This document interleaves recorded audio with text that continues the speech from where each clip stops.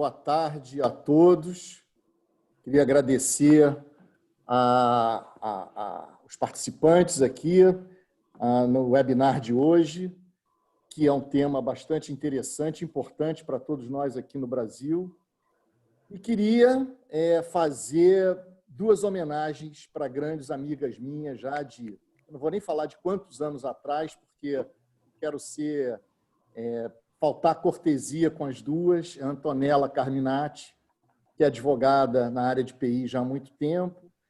Ela é diretora, membro do Conselho Diretor da BPI, é sócia do BMA, Barbosa, Musnick e Aragão Advogados.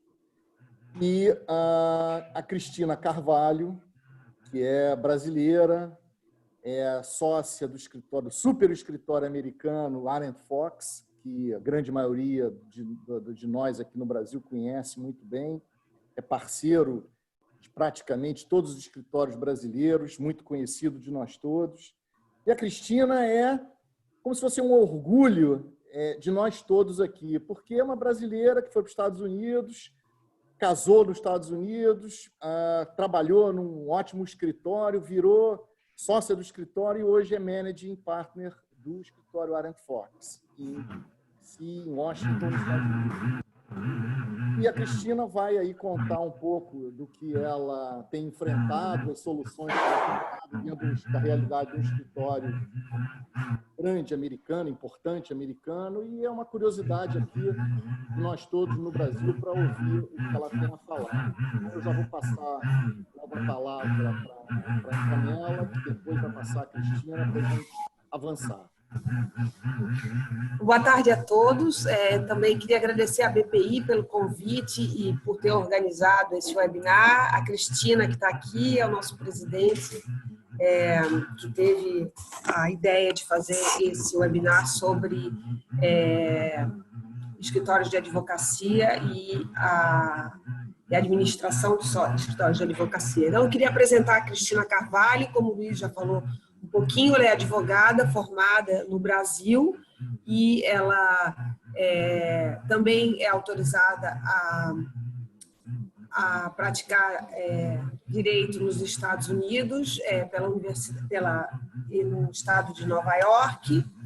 E a Cristina tem especialização em propriedade industrial no Franklin Pierce Law Center, e ela começou no escritório Arent Fox em 1997 como sócia de propriedade intelectual, e ela foi sócia dessa área durante muito tempo, e depois ela se tornou managing partner, a primeira managing partner mulher do escritório em 50 anos. Nos Estados Unidos, essa posição de managing partner é uma coisa bastante difícil de você não só exercer, mas também é bastante prestigiosa, né? Quando você diz que você é managing partner de um escritório de advocacia, é realmente algo que envolve não só muita responsabilidade, mas também você acaba, em muitos escritórios você é eleito, eu imagino que no da Cristina também sim, por um comitê executivo, mas não quero me alongar muito para deixar ela falar. Cristina, muito obrigada por você estar aqui conosco hoje. A Cristina está em Washington, direto para a gente, de casa, né, ou do escritório dela, eu não sei exatamente onde ela está. E ela vai falar um pouco sobre a experiência dela no escritório Arent Fox e como é ser mulher e managing partner de um escritório americano em sendo brasileira. Cristina, por favor. Obrigada, Antonella. Obrigada, Luiz Edgar. É um prazer imenso estar aqui falando com o pessoal da BPI. Como vocês já disseram, eu comecei minha carreira no Brasil. Não é que eu me formei e vim para os Estados Unidos. Eu me formei, eu sei que eu estou me datando aqui, estou ficando... né? mas vou confessar que, na realidade, eu comecei minha carreira de advogada de marcas aí no Brasil. E conheço vários membros da BPI muito bem e mantive a amizade e continuo a prestigiar os seminários da BPI, acho excelentes. e tenho todos nessa área de propriedade intelectual com grande carinho, né? Então, para mim, é um prazer imenso estar aqui hoje tendo essa conversa com vocês e para também compartilhar um pouco da minha experiência aqui nos Estados Unidos, até para a gente depois bater um papo, né, nesse webinar assim, de perguntas e respostas e comparar como que as coisas funcionam aqui, contrastando como se funciona no Brasil. Só para começar, para contar um pouco do meu escritório e da estrutura e da organização de governança do escritório, para poder colocar a nossa conversa dentro de um contexto. Bom, o Arent Fox é um escritório da área geral. Nós somos 450 advogados e profissionais, especialistas, e no total nós temos cerca de 850 empregados. Então, 450 são advogados e outros são, como nós chamamos aqui de staff, pessoal administrativo. E o escritório começou em 1942 em Washington e depois se expandiu. Hoje nós temos escritórios não só em Washington, onde se encontra o maior número de advogados, mas também temos Nova York, Los Angeles, São Francisco e, mais recentemente, abrimos um em Boston através de uma fusão com o escritório local chamado Posternak. Essa fusão ocorreu a partir de janeiro de 2019, então completamos no início desse ano um ano de fusão com esse escritório em Boston. E eu comecei no escritório como associada, como a Antonella falou, em 97, ou seja, já estou aqui há 23 anos. Nunca imaginei que eu ia estar tanto tempo em um lugar só, mas fiz 23 anos de casa em abril desse ano. Sou sócia de capital, como a Antonella falou. Minha especialização é a área de propriedade intelectual, mas a parte de marcas. E fiz carreira aqui. Comecei como associada, depois fui eleita a sócia de capital do escritório, e aí passei por vários comitês do escritório de avaliação de associados, primeiro. Depois fui eleita para o que eles chamam de Compensation Committee, que é o comitê que avalia e decide a remuneração de sócios. Isso é por eleição. Eu vou falar mais um pouco depois sobre esse comitê, que é muito importante. E depois de exercer esse cargo no comitê do Compensation Committee, eu fui eleita para o comitê executivo, que é o grupo, né, a diretoria que toma as decisões estratégicas do escritório. Em meados de 2015, eu fui, então, nomeada pelo Comitê Executivo, da qual eu fazia parte, para ser a próxima... meu título é Firm-Wide Managing Partner. E o motivo pelo qual é porque eu sou Managing Partner dos Arent Fox. Os outros escritórios têm o que eles chamam de Managing Partners locais, mas eles todos reportam a mim, que sou o Firm-Wide Managing Partner. Então, a minha posição, eu fui nomeada em meados de 2015 e comecei, então, nesta posição de Firm-Wide Managing Partner em janeiro de 2016. Eu já estou no meu segundo mandato, que leva 3 anos, podem ser prorrogáveis, em tese, indefinidamente, mas vou lhe dizer que haja nervos para você ser Managing Partner indefinidamente, porque não só as decisões, né, o escopo das decisões que você tem que tomar para poder você administrar um escritório desse tamanho aqui, numa economia americana, com tudo acontecendo, não é fácil. Cristina, desculpa te interromper, eu acho que é legal você perguntar. Então, acho que é legal você falar sobre esses três boards que você falou, né? Que são o Compensation Committee, que o escritório é formado por essas três diretorias, vamos dizer assim, e qual é a função de cada uma delas? Sim, eu vou chegar nisso. Bom, então, em termos de estrutura, de governança do escritório, como eu falei, nós temos um comitê executivo, tá? Ele é composto por 12 sócios de capital e mais o firm-wide managing partner, mais o merging partner. O comitê executivo é eleito pelos sócios de capital a cada 2 anos. Tá? Então, todos os sócios de capital têm direito a voto. Em dezembro, a cada 2 anos, elege este comitê executivo. E o comitê executivo, então, nomeia o managing partner. O comitê executivo também tem um chairman.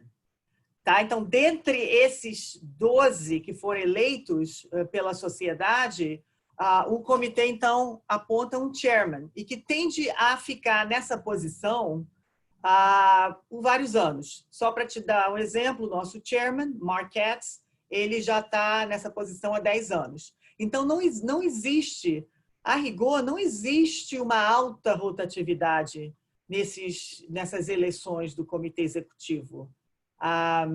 Volta e meia, a cada 4, 5 anos, 2 ou 3 posições são diferentes, há 2 ou 3 sócios que acabam sendo eleitos, e aí dá uma renovada nesse comitê executivo. E o comitê executivo, ele é encarregado, tá, da estratégia, direcionamento do escritório, ou seja, fusões, abrir escritórios em outras cidades, a eleição de outros sócios, de associados para sócios, eleição de sócios assalariados para sócios de capital, isso acontece uma vez por ano, e também decisões mais assim de maior porte do direcionamento do escritório, tá? E eu vou depois explicar um pouco mais da parte de avaliação dos sócios, porque o comitê executivo também entra, tem um papel fundamental nesta parte de avaliação dos sócios. As decisões do dia a dia do escritório normalmente são tomadas por mim, tá? E junto com o chairman e o nosso Chief Operating Officer. Nós também temos essa figura do Chief Operating Officer, que não é um advogado, mas é uma pessoa que já está no escritório há mais de 20 anos, é uma pessoa que tem um background, uma experiência financeira muito grande, e ele, então, administra também e nos ajuda muito com a parte de números, né? De folha de pagamento, números, e é mais diretamente responsável pela administração do staff. Como eu falei, nós somos 850 pessoas, mas o meu tempo é gasto com os advogados. Eu normalmente não me envolvo muito na administração do pessoal administrativo. Isso fica a cargo do nosso Chief Operating Officer, que nos traz, tá, toda semana, em nossas reuniões, questões e nos informa do que está acontecendo, mas, na realidade, eu não gasto muito tempo nessa parte administrativa. Em termos de sociedade, eu comentei, nós temos 2 tipos de sócio, o assalariado e o sócio de capital. Tá? E nós também temos associados, que são advogados novos, a maior parte começa conosco como Summer Associates, que é aquela posição de estagiário aí no Brasil. E eles, então, fazem carreira no Aaron Fox e, se tudo correr bem, entre o 9º e 10º ano de carreira aqui, eles são avaliados para a promoção para a sociedade e começam como sócios assalariados. Tá? Às vezes... Cristina, desculpa te interromper. Então, você me falou que entre o 9º e o 10º ano, eles, em tese, virariam sócios. Como é que é como é que eles viram sócios? Como é que funciona? Eles têm que comprar cotas? Não. Os sócios, como é que os sócios que vão eleger, né? Quem é que elege esses novos sócios e o que eles precisam ter de requisitos para se tornar sócio? Tá. Então, são dois tipos de sócios. Vamos começar falando desses que começaram conosco como associados e quando chegaram no 9º e 10º ano, eles vão ser avaliados para promoção. Nós temos um comitê que avalia a performance dos associados 2 vezes por ano. Então, esse comitê avalia da seguinte forma: esse comitê é feito por sócios de várias práticas aqui, de vários grupos, e a avaliação é feita da seguinte forma: todos os sócios que trabalharam com associados submetem em agosto todo ano ou no início do ano avaliações formais de performance de todos os associados com quem eles trabalharam, tá? E os próprios associados também submetem um memorando, tá? Falando de como eles acharam que eles fizeram o trabalho no ano que passou. É o que a gente chama de um I Love Me memo. Entendeu? É tipo, me adoro, sou maravilhoso, porque normalmente são as coisas que você quer botar, quer lembrar a todos aqueles com quem você trabalhou das ótimas coisas que você fez, né? E essa que você falou em performance, como é que é essa performance? É financeira? A performance, não. Estou falando de associado. Então, a questão é, cumpriu as metas das horas? Tá? Todos os associados têm um número X de expectativa de horas que eles têm que bilar.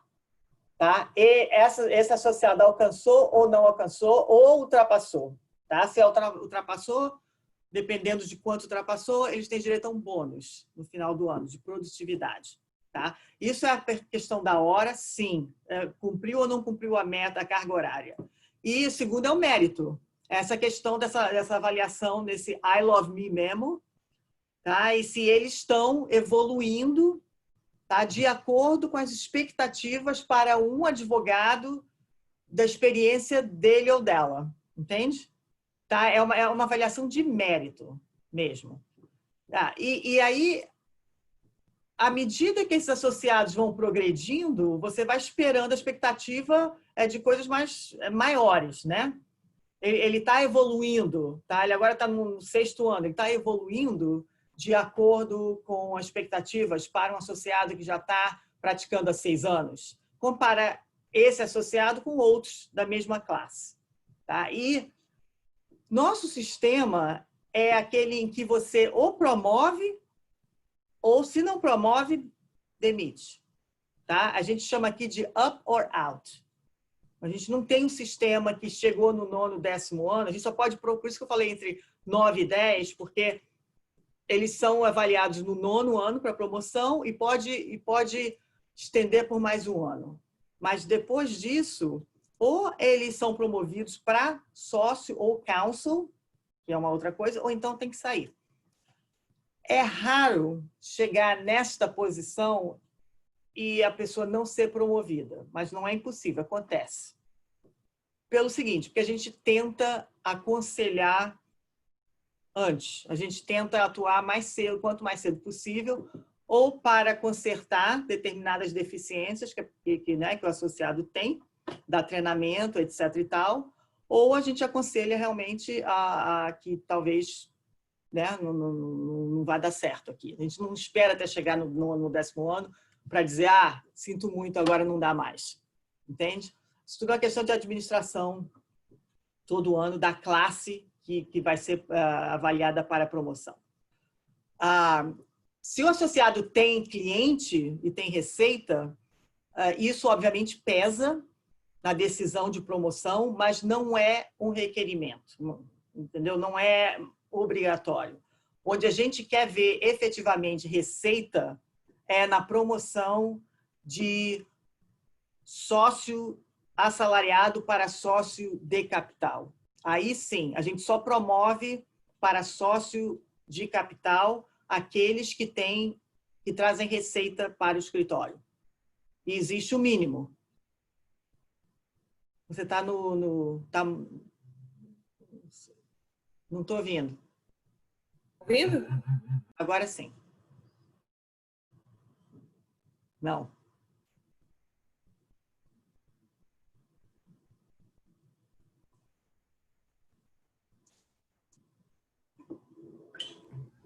A quem compete essa administração dos associados durante a progressão de carreira dele até chegar na porta da sociedade? A quem compete? Tem uma mentoria, como é que funciona isso? Tem. A gente tem... Bom, cada grupo é dividido, né? Os grupos se organizam e tem um líder de um grupo. É o Practice Group Leader. O grupo de marcas tem um líder. O grupo de patentes, o grupo de corporate, o grupo de mobiliário, etc. e tal. E a cada associado,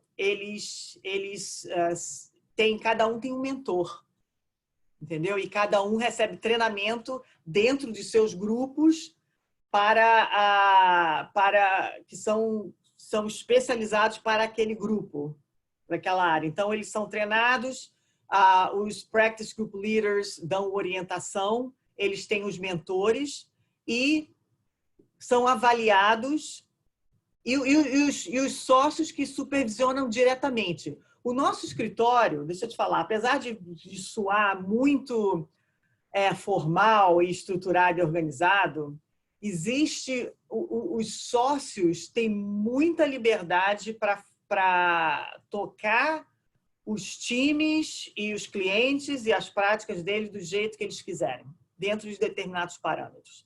Então, apesar de soar muito organizado, a grande parte da orientação, do treinamento dos associados é feita pelo advogado que está passando o caso e que está supervisionando e que está treinando o associado.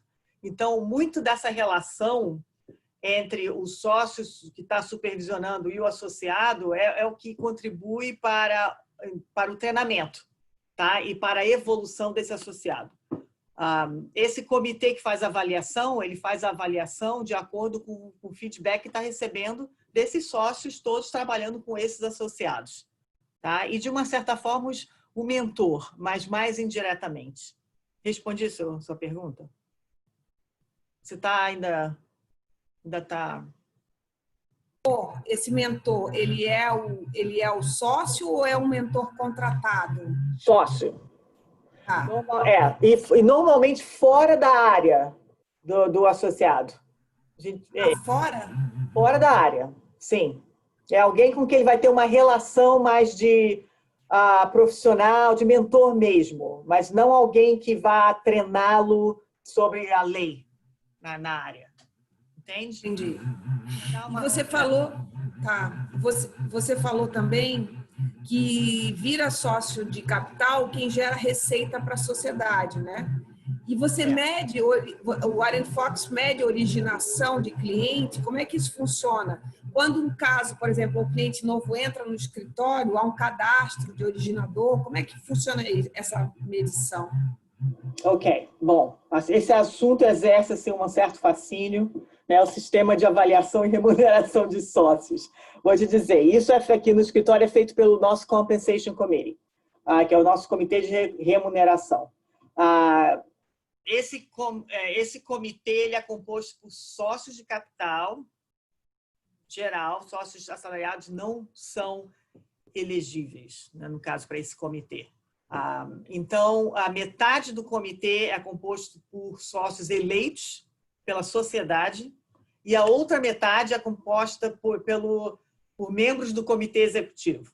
Então, meio a meio. Tá? E este comitê, Compensation Committee, se reúne de outubro até o final do ano, 2 meses de trabalho intensivo, e o processo de avaliação é da seguinte forma, e eu vou responder a sua pergunta, mas deixa eu só começar descrevendo o processo.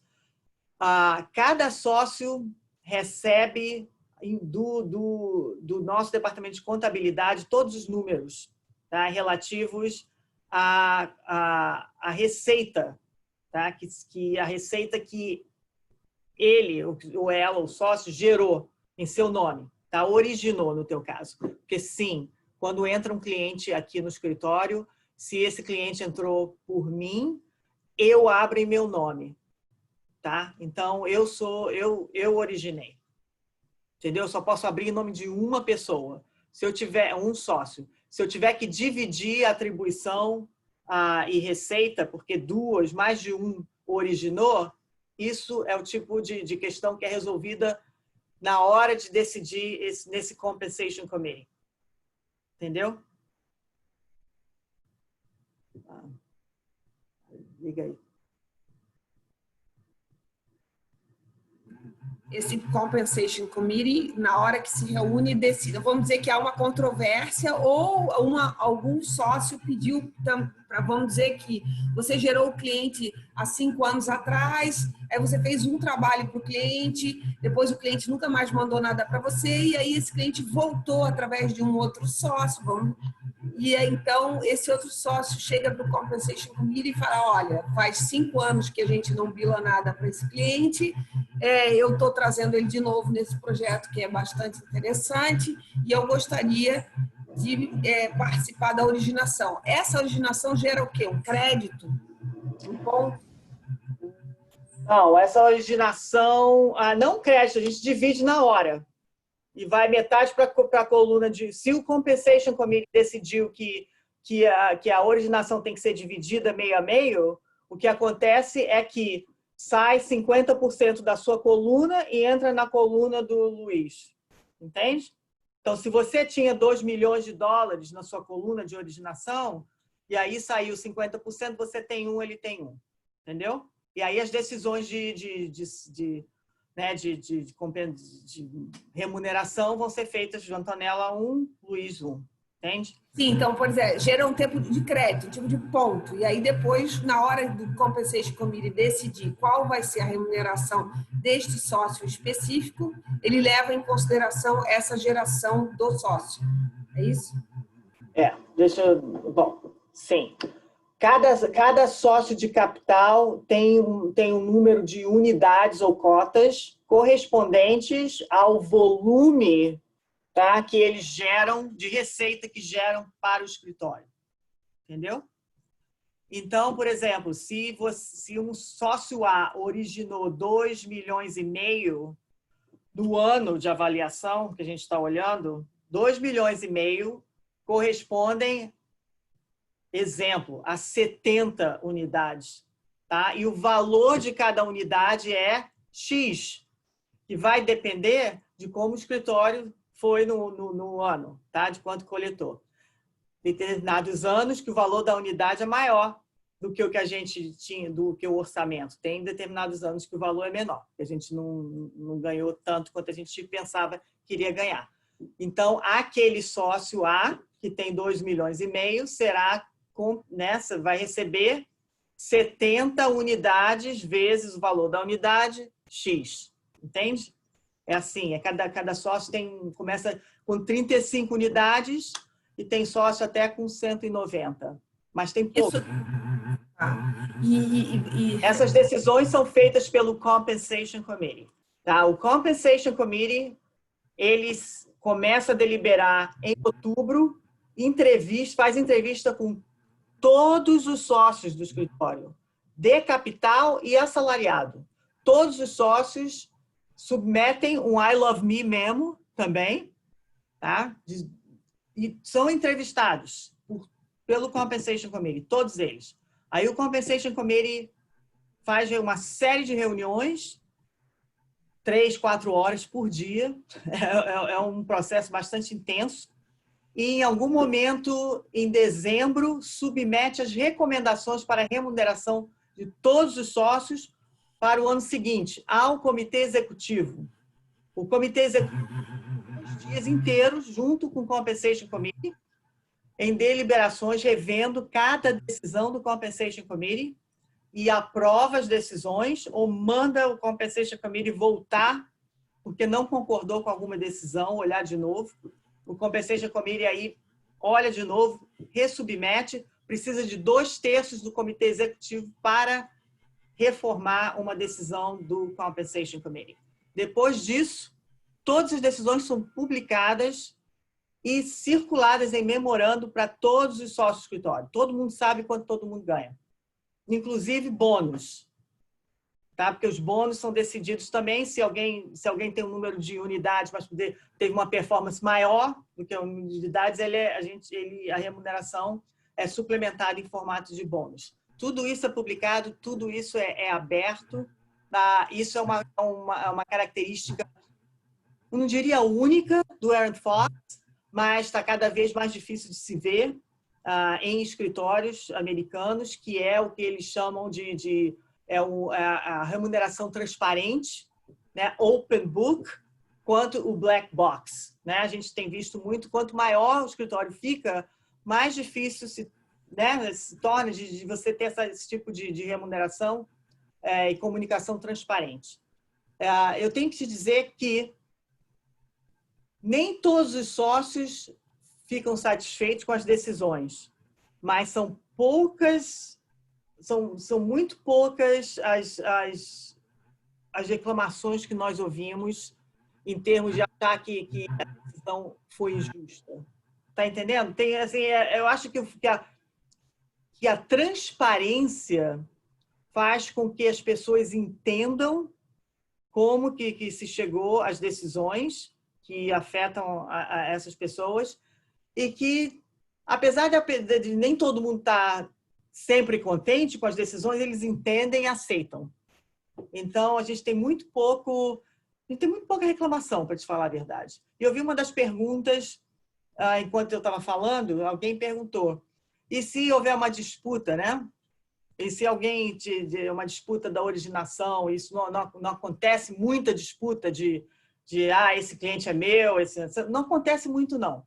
Se você e o Luiz, por exemplo, só para dar um exemplo, vocês forem juntos e trouxerem um cliente juntos para o escritório e vocês combinarem que vai ser 50-50, a gente não vai normalmente reabrir essa questão. A gente vai aceitar o Compensation Committee. Mas se houver uma disputa, aí é quando o Compensation Committee decide de quem é o cliente, se é uma questão de dividir ou de dar uma atribuição, qual a porcentagem dessa atribuição. Responde sua pergunta? Você está com... ainda não está... Respondeu, e eu entendo que no final do dia, quer dizer, o comitê executivo, ele acaba tendo uma grande responsabilidade sobre a vida dos sócios, né? Agora, pergunto para você uma outra coisa.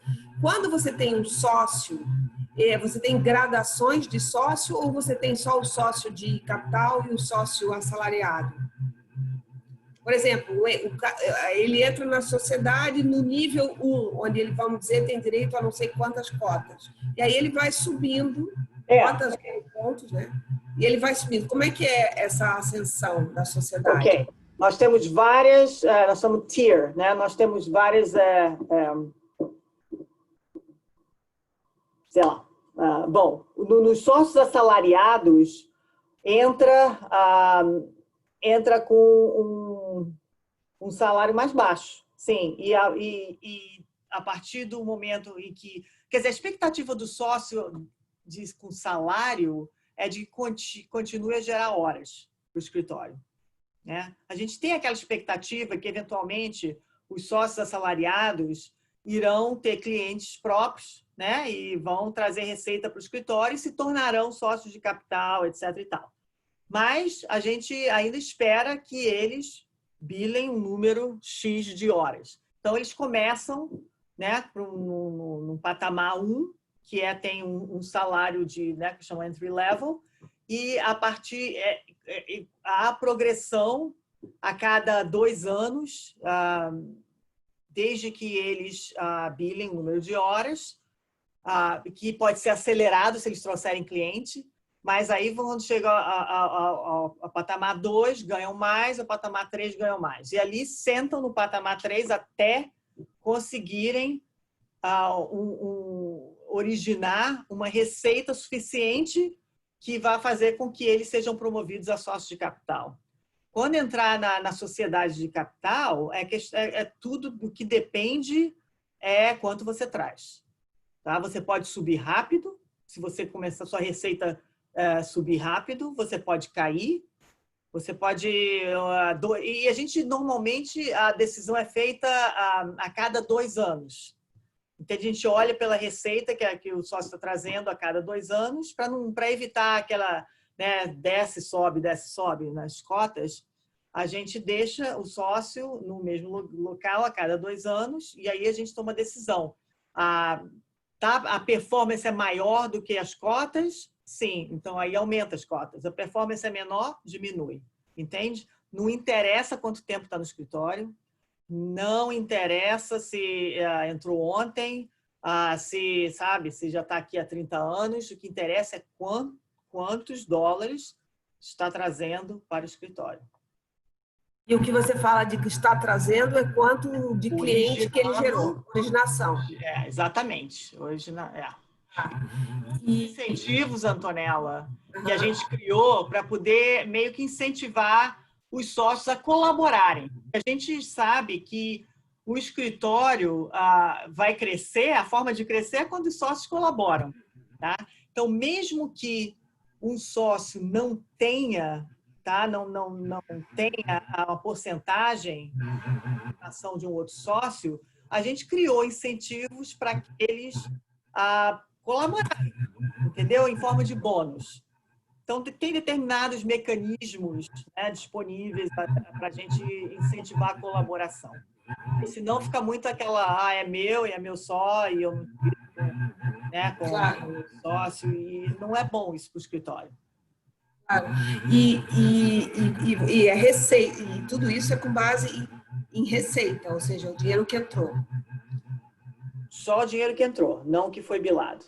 Tá? Aquele período que está sendo avaliado. Tá? Que o nosso ano fiscal, para efeito de avaliação, não para efeito aqui de imposto de renda, vai de 1º de novembro até 31 de outubro. Entendeu? E o escritório é administrado de uma forma conservadora, a gente não pega dinheiro emprestado para pagar, entendeu? Toda a distribuição dos sócios também é feita mensalmente. A mesma transparência que existe na remuneração, existe na receita do escritório todo dia. Todos os sócios veem quanto que entrou diariamente no escritório, quais os clientes, a lista de clientes, quanto que pagou. Aí aqui o orçamento do mês, X, e aonde que a gente está até hoje. Entendeu? Então, a gente está sabendo que está entrando, se a gente vai conseguir chegar no orçamento, no budget ou não. É muito transparente e o que também contribui para todo, né, para o pessoal meio que aceitar e entender como funciona é que a gente não está... Nenhum cliente do Aaron Fox corresponde a mais de 4% da receita do escritório. A gente não tem nenhum cliente que gere mais do que isso. E também a gente não tem nenhum sócio que gere mais do que 4% da receita do escritório. Posso fazer uma pergunta, Antonella? Pode. Cristina, e em relação à aposentadoria, quais são as regras? Vocês têm uma idade limite e, de repente, a pessoa sai ou ela vai saindo aos poucos na medida em que a idade avança? Pois é. Nós tínhamos uma idade limite até o ano passado. E aí abolimos isso. Tá? Mudamos isso no nosso Partnership Agreement, porque a realidade está mudando. A gente está vendo que hoje em dia nós temos muitos sócios que estariam aposentados há alguns anos atrás há muito tempo e hoje estão gerando, né, receitas impressionantes para o escritório. Nós tínhamos a idade de 70 anos, tá?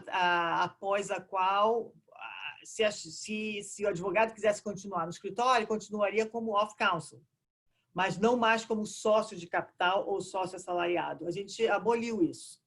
Então, hoje em dia, né, se tiver algum sócio com 70, 71, 72, que continue a gerar né, receita para o escritório, pode continuar sendo sócio de capital. A diferença tá, que, a partir de 70 anos, esse sócio entra na jurisdição do comitê executivo somente, não mais o Compensation Committee. Entendeu? Então, o próprio comitê executivo tem a habilidade de diminuir ou aumentar as cotas com mais flexibilidade. Diminuir e aumentar as cotas. Porque o nosso contrato societário, existe um limite de quantas cotas a gente pode diminuir ou retirar de um sócio por ano, a cada vez, entende? A gente não pode simplesmente levar um sócio que tem 75 cotas, diminuir 30 e botar ele em 50. Existe um limite. E quantos sócios acima de 60 anos vocês têm hoje? Tem uma ideia? Acima de 60? Não, porque 60 hoje em dia é jovem. Mas eu vou te dizer uma coisa. Quando nós abolimos essa cláusula dos 70, a gente nós tínhamos alguns sócios que estavam gerando ainda muita receita para o escritório, mas por causa dessa cláusula, eles tinham saído da sociedade e agora era off-council. Eu achei que assim que a gente implementasse essa mudança, que eu ia começar a receber e-mail. Eu quero meu título de volta agora, eu quero... Porque era uma situação estranha. Ele tinha um monte de clientes, os sócios tinham bastante clientes ainda, gerando receita, mas tinham que abdicar do título de sócio, que é um título importante, né? E tem muito a ver com prestígio e reputação e ego também. E eu achei que eu fosse receber um e-mail dizendo agora eu quero meu título, e não recebi nenhum. Engraçado isso, né? Então, isso vai ser uma coisa meio futura. Eu não tive que voltar atrás e refazer as decisões que tinham sido tomadas, que foi muito bom. Muito bom. Você está ainda com... Quantos anos tem o seu sócio mais antigo? Quantos anos? Sócio mesmo de sócio de capital ainda, que vai... Tá 70. 70. A gente tomou essa decisão agora. Em 2019. E você... Aqueles acima dos 70 tiveram que abdicar do título. Antes. Entendi. Entendeu? Então, tem um chegando aos 70 agora. E eu sei que ele vai continuar, porque ele continua super produtivo. Pois é. E você é full-time managing partner ou você cuida dos seus clientes? Eu cuido dos meus clientes, mas não é a realidade que eu consigo fazer 70% de trabalho e 30% administrar o escritório, entende? Interessante a sua pergunta, porque quando eu aceitei essa posição, eu achava que seria possível fazer meio a meio. E eu me comprometi que no meu primeiro ano, eu iria meio que botar um pouco o trabalho de lado. Eu tenho um time grande que já está comigo há 23 anos. E todos eles conhecem muito bem meus clientes e são ótimos advogados. Cresceram, né? Aqui, começaram como associados jovens, são sócios hoje e estão nos meus clientes. Então, eu sabia que eu tinha um respaldo desse time. Então, eu pensei o seguinte, o meu primeiro ano, eu vou viajar muito e vou ver meus sócios em outros lugares, né? Eu quero construir a relação de confiança. Quero passar o primeiro ano construindo essa relação para eles começarem a se sentir confortáveis e me telefonar aqui em Washington quando quiserem falar comigo. E no segundo ano, eu aí, como já investi esse primeiro ano, né, construir a relação, no segundo ano eu posso aí voltar e fazer mais trabalho, né, de cliente. O que eu não contei, com fato, é de que no segundo ano as pessoas me ligavam muito mais, porque eu passei aquele primeiro ano, né, investindo na relação. Então, no segundo ano, eu comecei a ser muito mais solicitada e requisitada como managing partner, ia ser envolvida em casos até que eu não era no meu primeiro ano, entendeu? E as pessoas já estavam confiando em mim, então, né, você faz tudo, o managing partner você tem que fazer de tudo. Então, na realidade, eu não diria para você que eu consigo fazer 50-50. Tem determinados meses que eu consigo fazer mais trabalho de cliente, tem determinados meses que eu consigo fazer menos. Depois da pandemia tem requisitado muito do meu tempo administrativo, obviamente, né, que nós tivemos que tomar ações rápidas, e na realidade é difícil conciliar as duas posições. Como que a gente está? A gente não está bom de tempo, né? Você quer a Ruth logo para falar um pouco como é que foi essa pandemia? Eu queria que você falasse um pouco, assim, a gente falta 15 minutos, queria que você desse uma palavrinha sobre diversidade, né? Assim, aqui no Brasil, a gente tem bastante cobrança dos clientes com relação a ter comitês e tal. O meu escritório, por exemplo, é um escritório bastante ativo. A gente tem um comitê de mulheres, que é o BMA Mulher, a gente tem o BMA Diversidade, e a gente tem o BMA Educação, que forma os advogados do BMA, e a gente tem o BMA Inspiração, que coloca para trabalhar os nossos projetos e em projetos de terceiros, o Comitê de Diversidade e o BMA Mulher. Eu queria ouvir um pouco de você isso, como é que os clientes percebem isso, isso é uma exigência. Eu lembro que outro dia a gente falou sobre, você falou sobre a regra, como é que chamava? Mansfield Rules. Isso é muito detalhe, a gente pode ter essa conversa outro dia. Mas diversidade é uma coisa muito importante, não só para a Aaron Fox, mas aqui para a indústria legal americana.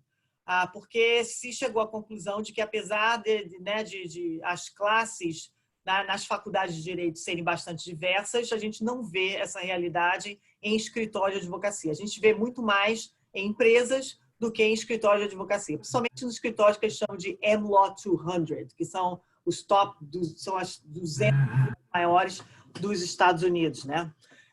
Então, sempre foi uma coisa importante. Nós temos um comitê que trata da questão da diversidade, nós temos que é diretora de diversidade e inclusão desse comitê, e embaixo desse comitê nós temos vários grupos de afinidade, que é o nosso AF Women, AF é Aaron Fox Women. Nós temos AF MAG, que é o grupo minoria racial do Aaron Fox. Nós temos o Alt Fox, que é o LGBT, a comunidade LGBT. E esse grupo é bastante ativo. Nós fazemos pesquisa, nós fazemos treinamento de diversidade implícita, né,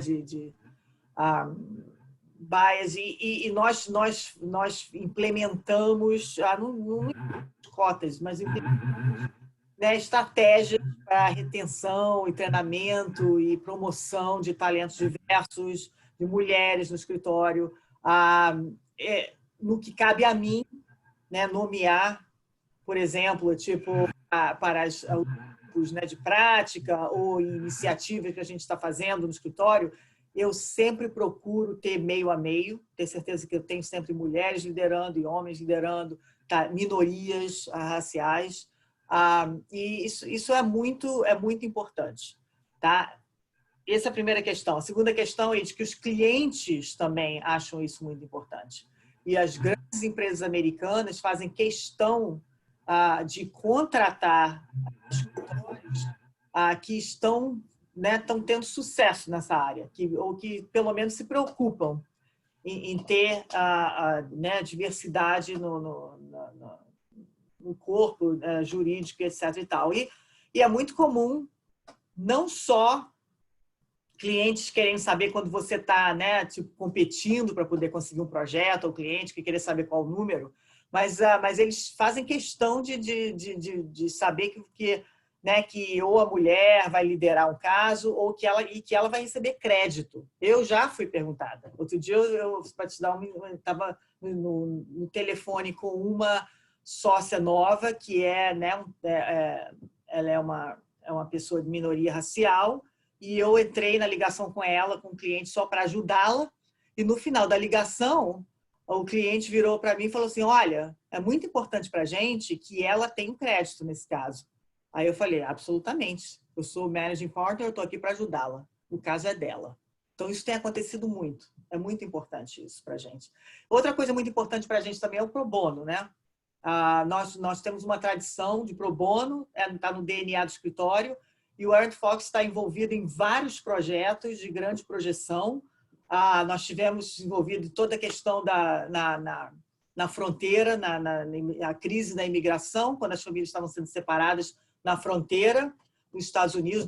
Nós mandamos 80 pessoas para lá para ajudar nos aspectos legais, tudo pro bono. Nós criamos, com todo esse protesto que tem havido aqui, né, da população afro-americana, né, o crime que houve com George Floyd, nós criamos um centro, chama-se Aaron Fox Center for Racial Equality, e nós vamos fazer trabalhos pro bonos na área de brutalidade policial e na área de eleição também. E nós estamos fazendo muito trabalho nesse sentido. Então, é uma coisa muito importante. Eu queria só falar rapidamente da pandemia, porque isso apresentou vários desafios para os escritórios de advocacia nos Estados Unidos e continua a apresentar. Tá?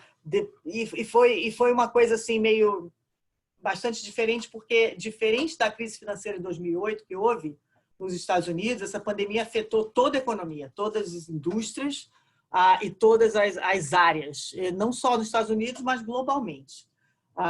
E a forma como os escritórios de advocacia são estruturados nos Estados Unidos, a gente não senta em dinheiro, em reserva financeira. Né? A gente recebe e distribui como lucro, recebe e distribui. Então, quando há uma crise como essa, né, a primeira coisa que tem que se fazer é começar a tomar ações e medidas para poder segurar dinheiro.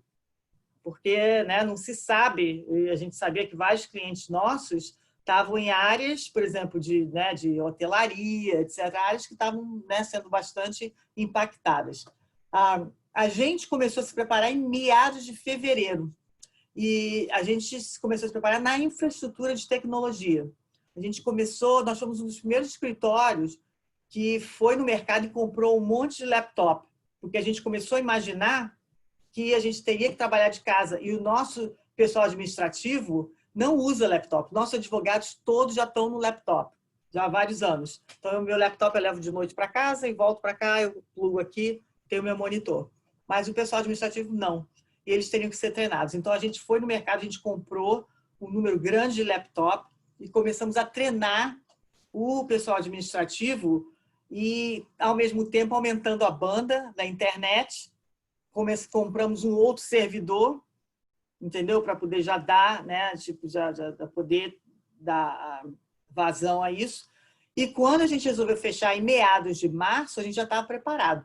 Eu me lembro do dia que foi, o pessoal já veio aqui de manhã cedo, nós demos o laptop, eles foram para casa, bum, fechou os 5 escritórios ao mesmo tempo.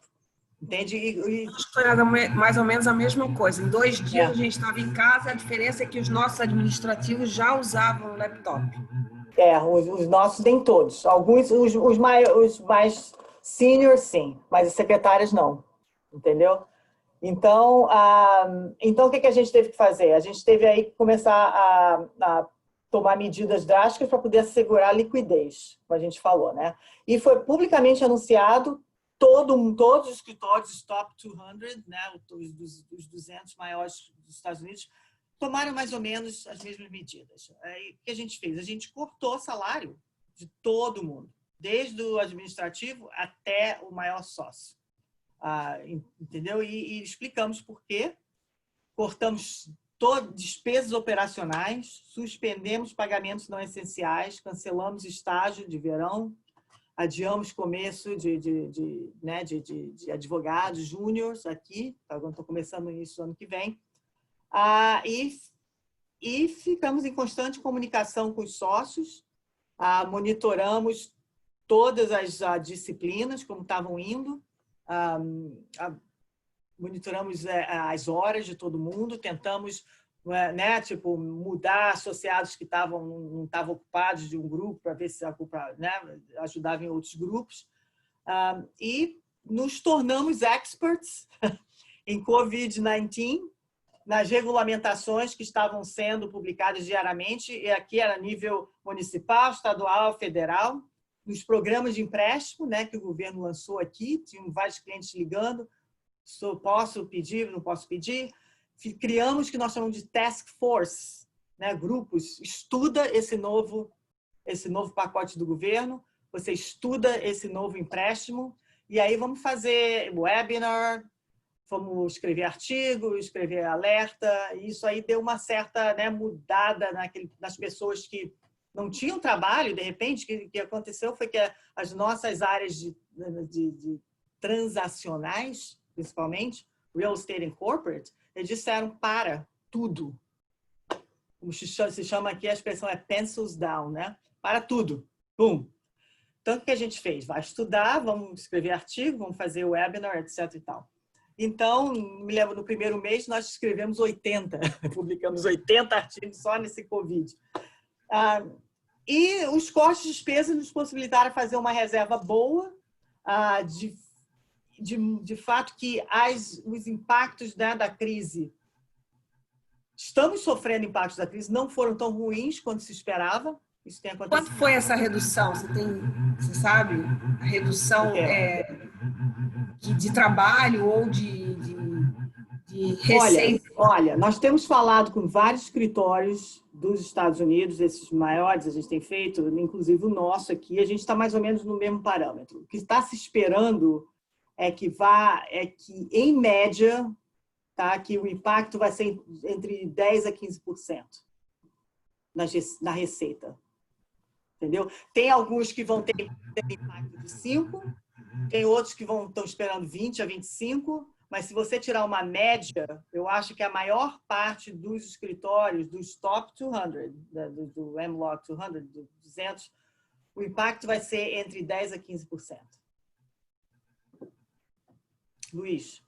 Cristina, eu sei que o nosso tempo está esgotando, mas eu queria fazer um comentário e uma pergunta a você, que eu acho que é bastante relevante para a audiência, que é o seguinte: a gente tem notado cada vez mais escritórios que nos mandam, estrangeiros que nos mandam trabalho e não nos pagam sob o argumento de que o cliente final não efetuou o pagamento ao escritório americano, europeu, argentino, o que seja.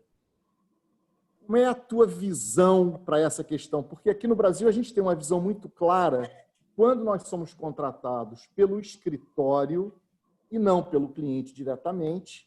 Quem teria obrigação de nos pagar seria o escritório.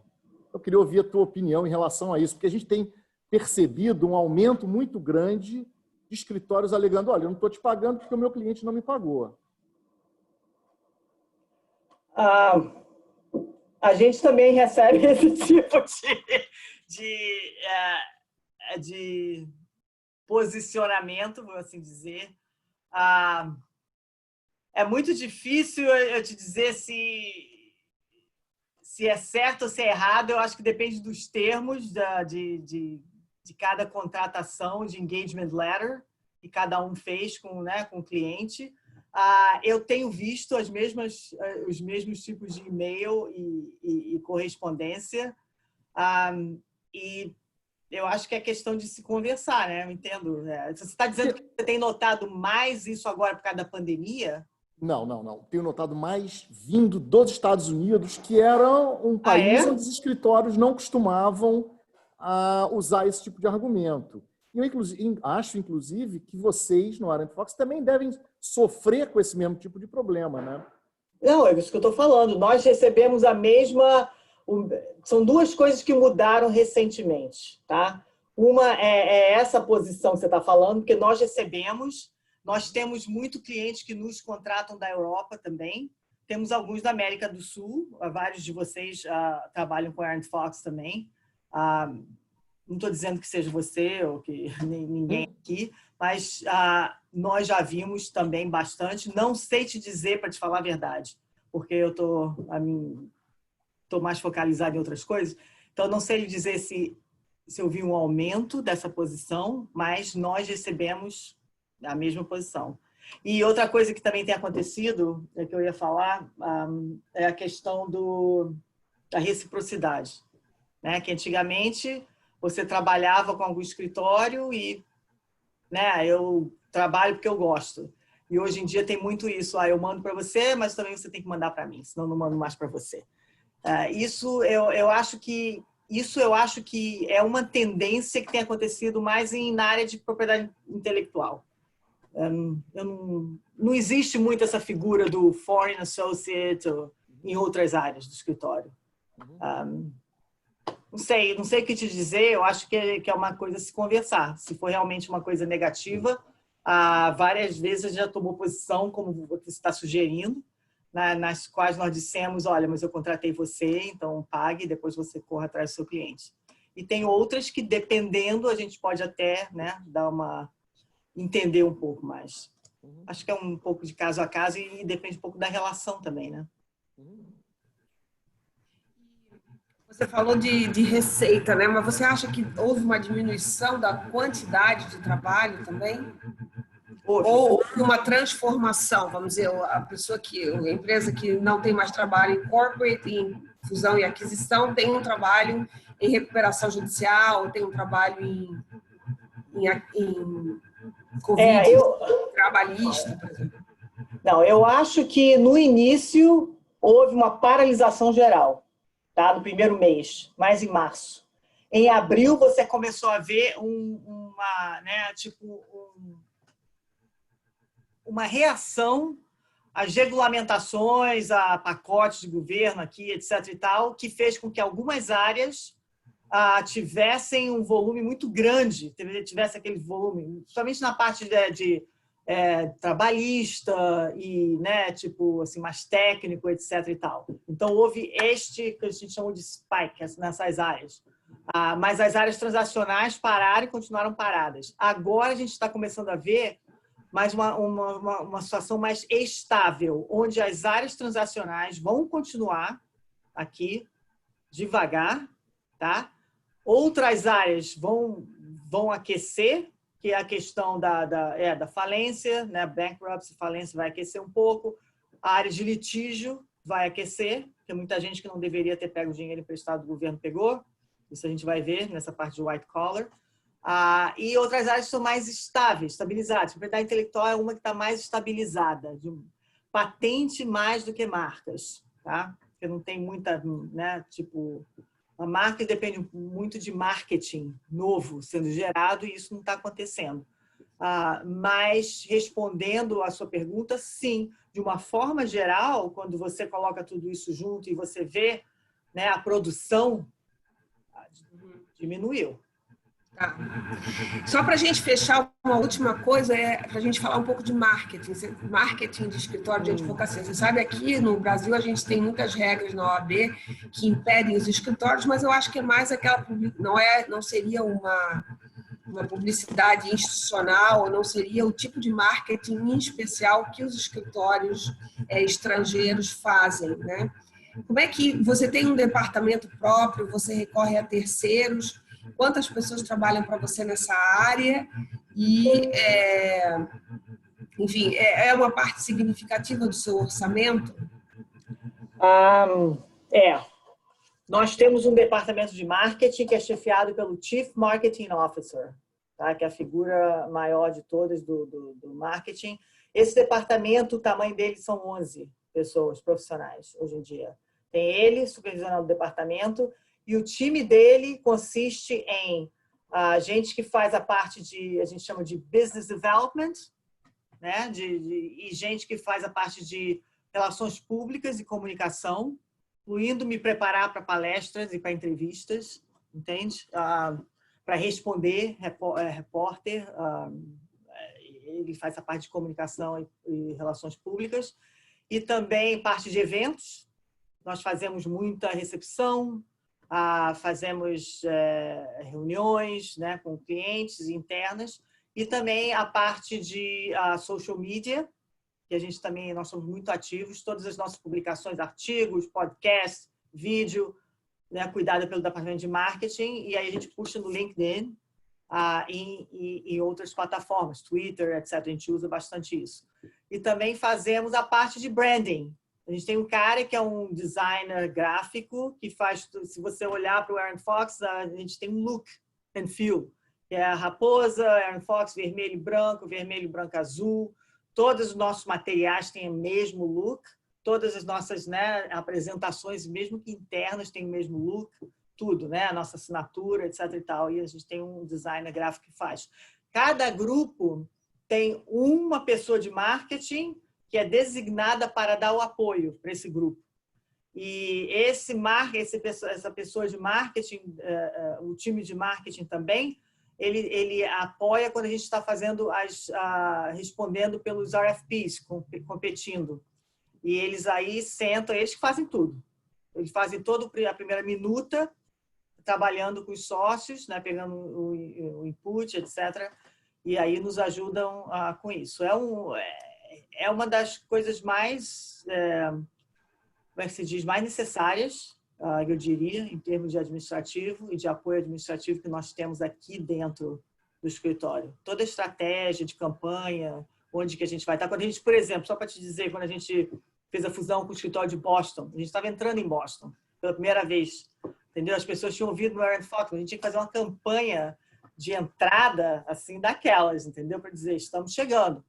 Então, tudo isso, o nosso Chief Marketing Officer ajudou e criou, de forma estratégica, como deve ser, né, a campanha de marketing do Aaron Fox, aonde que a gente vai colocar anúncio, quem lê o que, onde, entende? E qual a frequência e quanto a gente vai gastar. E o que o Aaron Fox gasta com marketing é significativo. E nós não somos únicos nesse aspecto aqui nos Estados Unidos. Então, tá bom. Eu acho que todo mundo Alguém que quiser... tem alguma pergunta ou você já me perguntou? Não, eu te perguntei várias coisas. Deixa eu ver aqui as perguntas que tem. Vamos voltar. Eu vou ter que voltar aqui. Existem regras objetivas para a divisão da originação, caso o esforço de prospecção tenha sido conjunto? Sim, existe. Nós temos a que a gente chama de guidelines para determinar quem é que deveria, a quem atribuir a originação. E essas regras são aplicadas pelo Compensation Committee. Então, me perguntaram aqui também, além da divisão das receitas em caso de cogeração, como fica a gestão efetiva do cliente? O escritório exige que apenas um sócio seja o ponto de referência do cliente para a organização de equipes, revisão de timesheet, ou isso também é dividido entre os dois geradores?